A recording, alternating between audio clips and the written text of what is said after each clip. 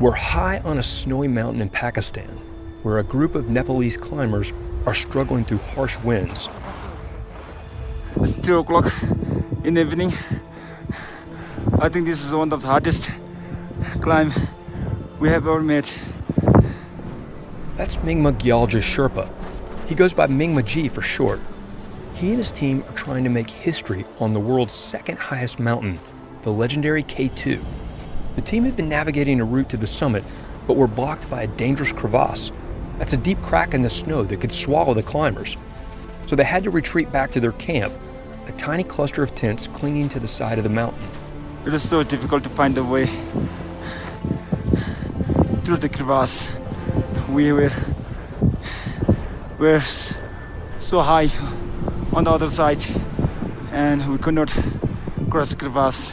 When we went back and we came more on the ridge towards the Sejan sites, and finally we crossed the crevasse there, and 3 o'clock we made it in Camp 3. K2 is shorter than Mount Everest by about 2 football fields, but it's far more difficult to climb, reserved for only the most seasoned mountaineers. In the 1950s, George Bell, one of the first climbers to attempt it, called it a savage mountain that tries to kill you. Even in the summer, it's so cold that severe frostbite is a constant worry. So windy that climbers can be hurled off its face. So steep that a poorly placed ice axe or mistied rope can instantly lead to tragedy. And Mingma G and his fellow Nepalese, they're attempting to do something that many thought was impossible, even suicidal. They're trying to climb K2 in winter.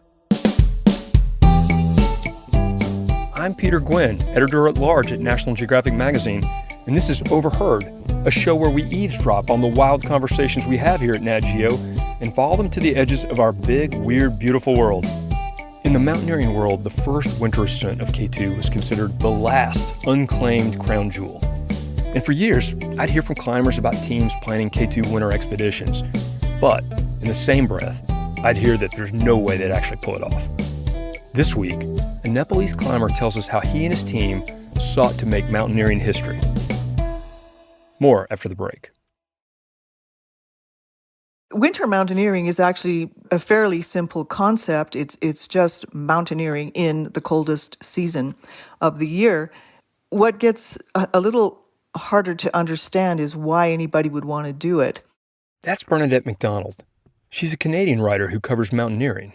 Climbing mountains is hard enough, but doing it in winter, it's torture.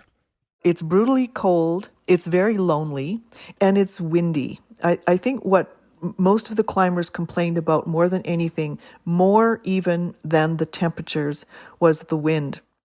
And then there's the death zone, the region above 8,000 meters, which is slightly higher than 26,000 feet, where the air gets so thin that humans can't survive for long without bottled oxygen. It's kind of an inhuman kind of situation.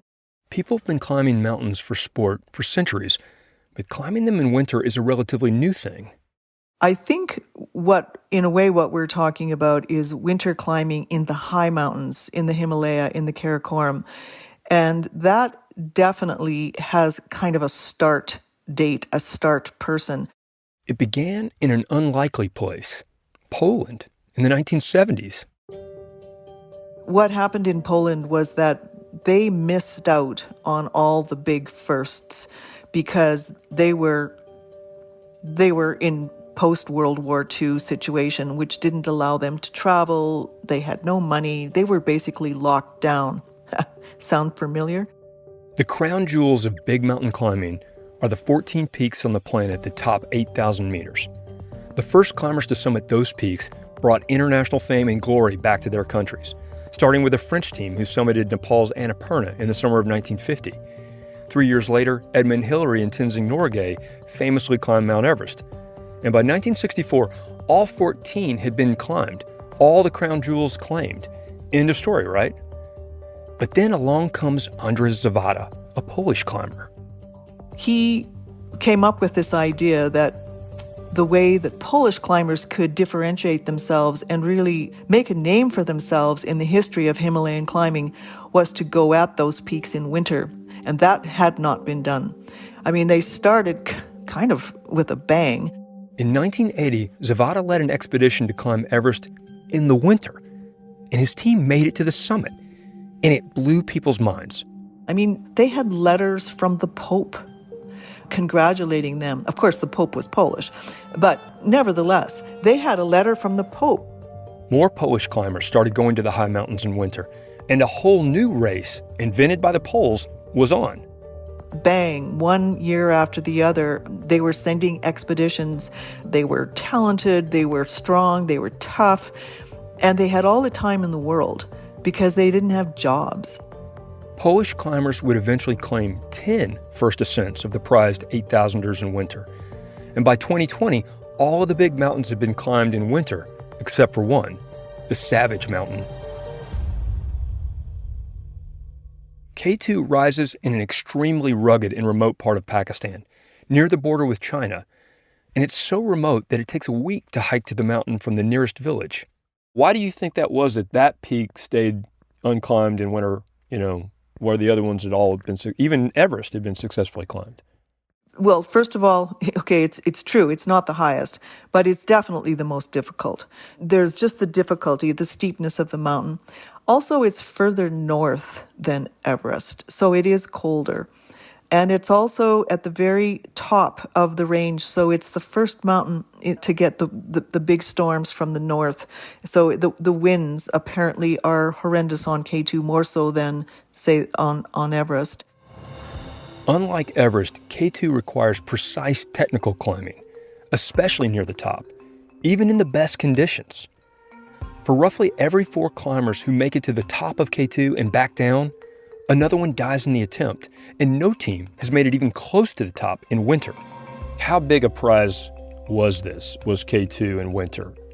I think that K2 in winter was the biggest prize that was still out there. There was so much interest in who would climb it and how they would do it. And there were so many top-level Himalayan climbers who were trying it or who were thinking of trying it. So I can't think of another prize that was bigger than K2 in winter.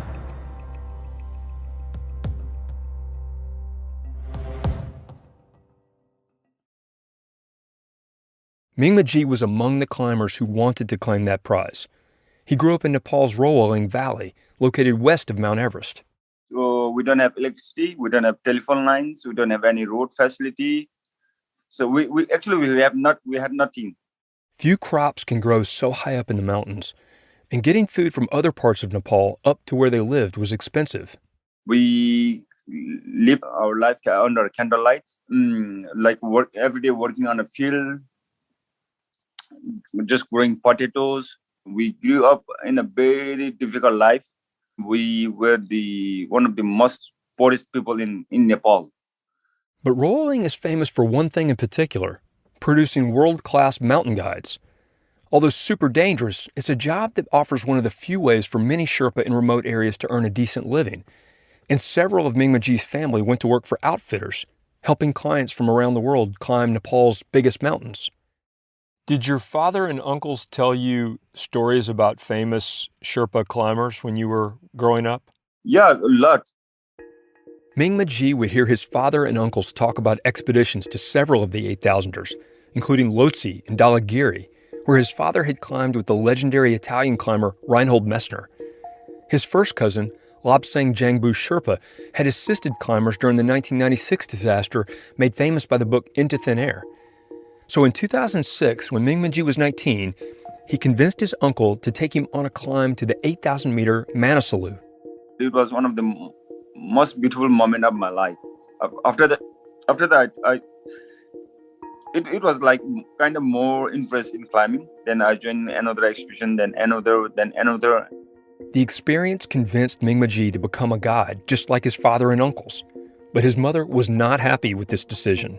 My mother, my father, they never wanted me to become a mountaineer. Years earlier, Mingmaji's father had taken a Japanese climber up Mount Everest. And at one point, his dad took off his gloves to tie the climber's bootlaces, and his hands were severely frostbitten. So my father lost 8 fingers in that expedition. He lost 8 fingers. Yeah. Oh So my out of gosh. 10, he lost 8. Despite what would seem to be a career-ending injury, his father continued working as a climbing guide. He continued working with his like very sharp fingers. And yet, his father's experience didn't stop Mingmaji from climbing. He loved being in the mountains and was especially proud of the Sherpa reputation as being among the world's strongest climbers. I can say like we are regarded as the king on 8,000. Maybe I should not say this, but No, you said it, man. I'm not going to disagree with you. I'm not going to disagree. because people all from all over the world, they hire Nebli Sherpa for climbing 8,000 meter peak, right? Of course. So Mingmaji worked for other expeditions, and eventually he built his own successful guiding business. But there was one thing that still bothered him. Even though Nepalis had been part of teams that had claimed some of the crown jewel ascents, they'd never accomplished one all on their own. If we see on Wikipedia or on internet, like if we see the winter list, there's no any Neblis Sherpa name or no any Neblis flag. Sherpas have always been the backbone of mountaineering in the Himalayas. They haul gear and supplies, help run the base camps, and if they stick with it, over time, they learn to guide foreign clients to the summits. Like many of his fellow guides, Mingmaji felt that Nepali climbers didn't get the same respect as some of the celebrated foreign climbers. He realized that the way to change this was by claiming the last major and arguably the greatest achievement in the big mountains, summiting K2 in winter. But he also knew it meant taking a huge risk. And it was always said that we could lose the hands, we could lose the fingers. Yeah. Well, and especially after your father, that had happened to him, I would imagine that was really a scary thing. If it happens to me, then I think my mother would feel more difficult than me myself. Mingmaji knew what he was getting into. He'd climbed K2 before. In fact, Mingmaji is one of the only mountaineers who can claim to have climbed to the top of K2 3 times. No one summited it more than that. But on those expeditions, he'd had the responsibility of leading clients. And I said like, okay, now I'll go back on K2, but I'll not lead any clients. I'll just go for myself and I go for my nations. But there were several huge obstacles before he even set foot on the mountain. First, because of COVID, his guiding business had been slow, and especially bad for a mountaineer about to tackle the climb of his life. He was out of shape. I started working on my body because I need to be like a little more slim and more like more energetic. I started cycling, running. Then he had to raise money. Expeditions like K2 run into the tens of thousands of dollars. And without paying clients, the funding was all on him. So eventually, Mingmaji mortgaged a piece of land he owned. And then he had to assemble a team willing to go with him on such a risky trip, which was a huge ask of the climbers, but also of their families. Like one of my Sherpa, he said like he cannot go because he doesn't want to lose his body parts. Even when he found some climbers who wanted to go with him, their wives thought it was way too risky. They started arguing with me. We might lose them, they might lose their fingers, and blah, blah, blah, lots of these things.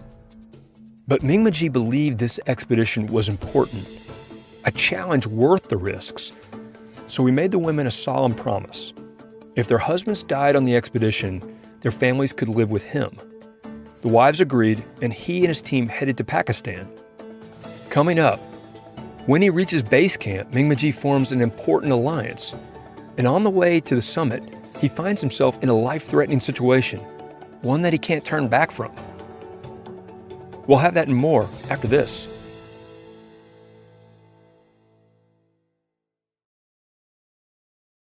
When Mingmaji and his team finally got to K2 Base Camp in late December 2020, they found out they weren't the only ones with this idea. There were about 60 climbers from several nations, including another all-Nepali team led by a guy named Nirmal Purja, who everyone called Nims. In the parlance of mountaineers, Nims is a beast, almost a superhero-type figure. He'd made headlines the year before when he climbed the world's 14 tallest peaks, all the crown jewels, on back-to-back expeditions in just 6 months and 6 days. Just to give you some background here, the last climber who climbed them all, he did it in 7 years. It's really hard to describe how insanely difficult that feat really is. And it caught the mountaineering world completely by surprise because the guy just seemed to come out of nowhere. I'm still trying to figure Nims out, actually. What's surprising to me is that, unlike many of the guys he climbs with, he didn't really grow up in the high mountains. Actually, Nims comes from Chitwan, which is the tropical low-altitude part of Nepal. Think elephants and palm trees, not giant snow-covered mountains. But he'd spent 6 years in the Gurkhas, which is part of the British military, and then later he joined the Special Forces and served in Afghanistan before deciding to pursue a mountaineering career. I actually caught up with Nims by phone briefly last year when he was in Kathmandu between expeditions, and I asked him about his approach to climbing big mountains. I think the biggest thing what I have learned from being in special forces is the decision-making process. And also that willingness not to give up. You need to have certain mindset.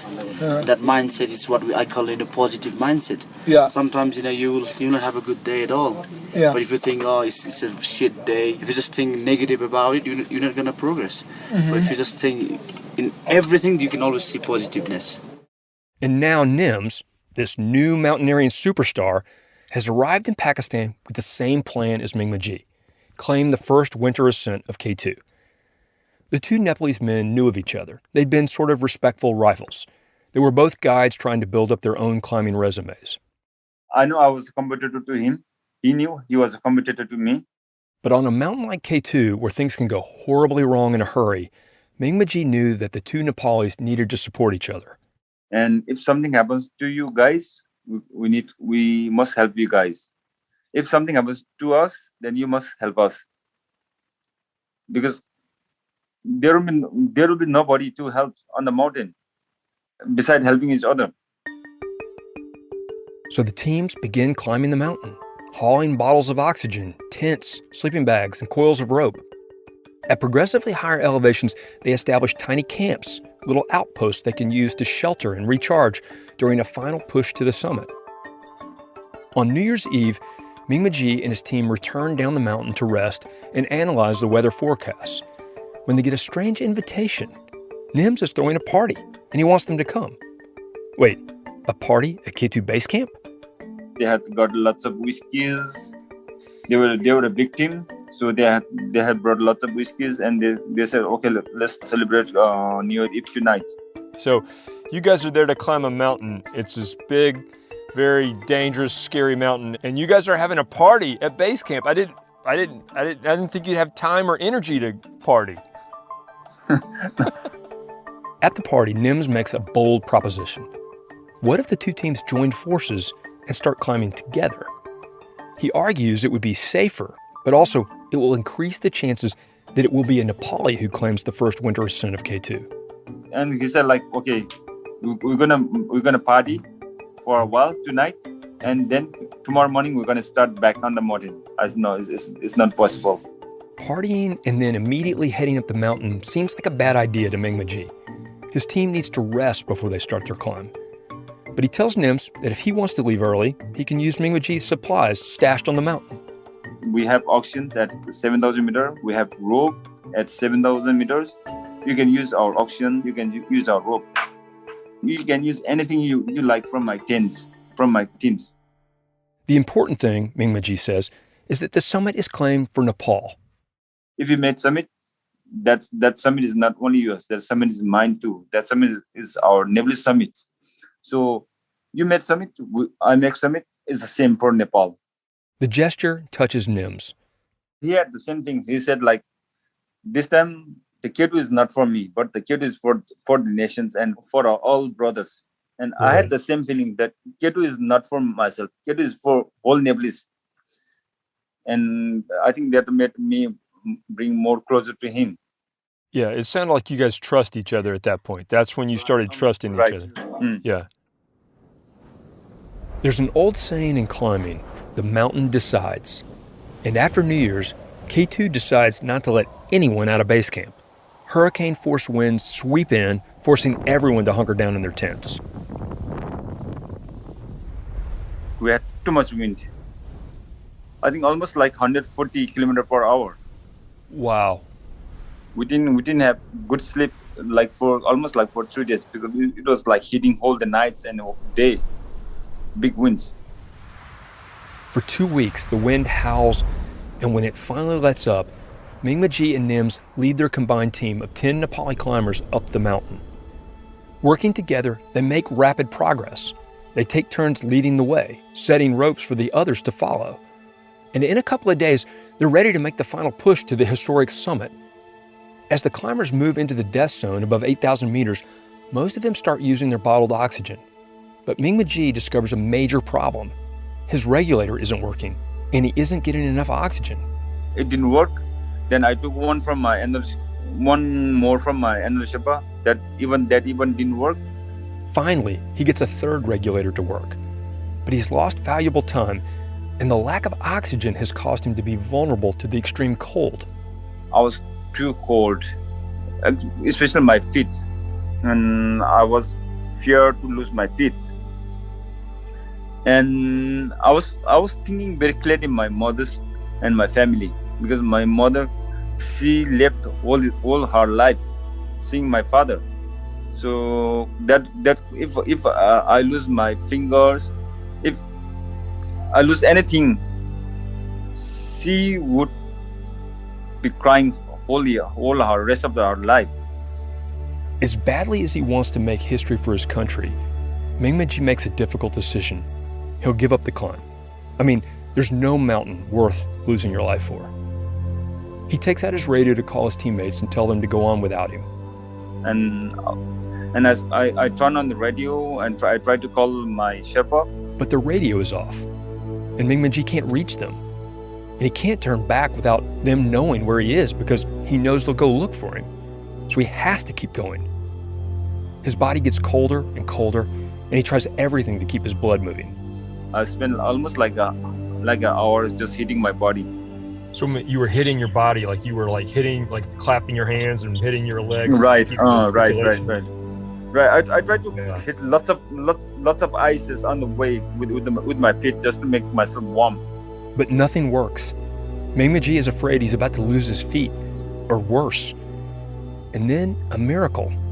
The sun comes up. I sat on my back and spent almost like an hour just having sun rays on my body just to make myself warm. When the sun started coming up, that really saved you, I guess. Right.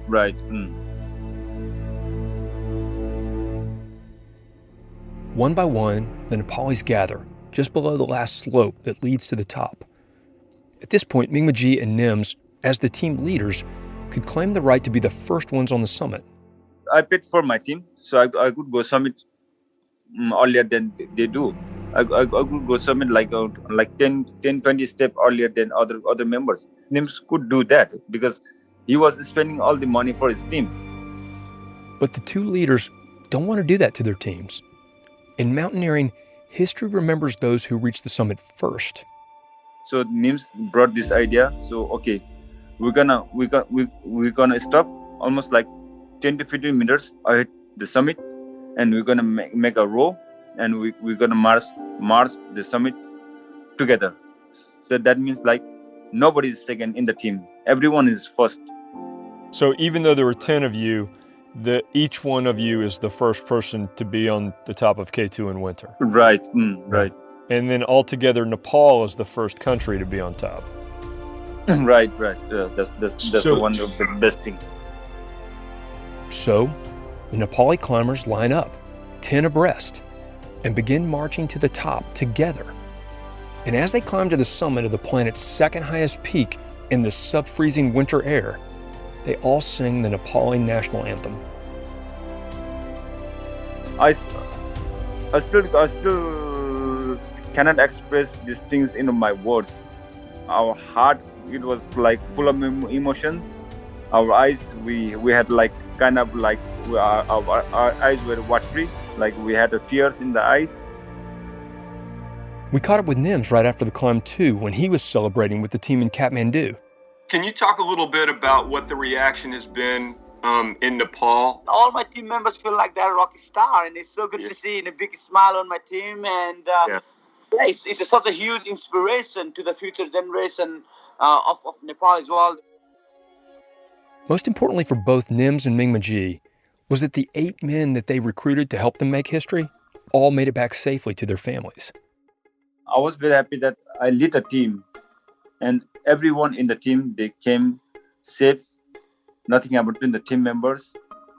Nobody lose nothing. Mm-hmm.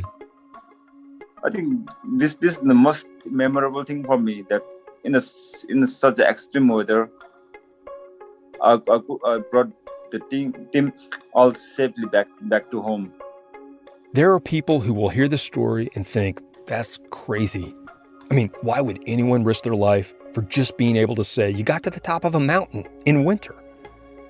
But there will also be people who hear this story, including Nepali children, and think, if Mingmaji and Nims can climb K2 in winter, what can I do?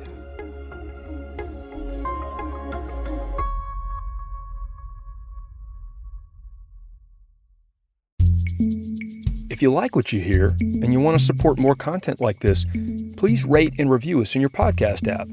And please consider a National Geographic subscription. That's the best way to support Overheard. Go to natgeo.com/explore to subscribe.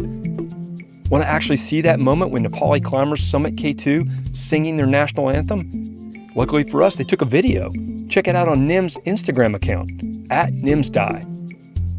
Of course, there's a whole lot more to this dramatic K2 expedition. And if you want to learn more, check out our magazine story, which includes a detailed map of the mountain. It's in the February issue of National Geographic. Plus, Nims has got a new memoir out about climbing the 14 highest peaks in the world in record time. It's called Beyond Possible. I read it and I couldn't put it down. Also, if you're wondering about the Polish climbers who started this winter climbing craze, check out Bernadette McDonald's book, Freedom Climbers. It's a fascinating read.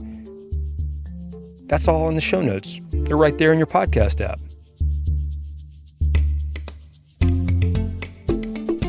This week's Overheard episode is produced by Alana Strauss. Our producers are Kari Douglas and Marcy Thompson. Our senior producers are Brian Gutierrez and Jacob Pinter. Eli Chin is our senior editor. Carla Wills is our manager of audio. Our executive producer of audio is Devar Ardalan. Our fact checkers are Robin Palmer and Julie Beer. Hansdale Sue composed our theme music and also sound designed and engineered this episode. This podcast is a production of National Geographic Partners. Whitney Johnson is the Director of Visuals and Immersive Experiences. David Brinley is National Geographic's Interim Editor-in-Chief. And I'm your host, Peter Gwynn. Thanks for listening, and see y'all next time.